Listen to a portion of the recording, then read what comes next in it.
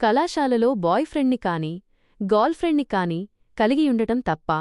కళాశాలలో boy friend లేదా girl friend కలిగి ఉండటం చాలామందికి సాధారణంగా కనిపించవచ్చు, కాని అది ఆత్మీయంగా చూస్తే జాగ్రత్తగా ఉండాల్సిన విషయం.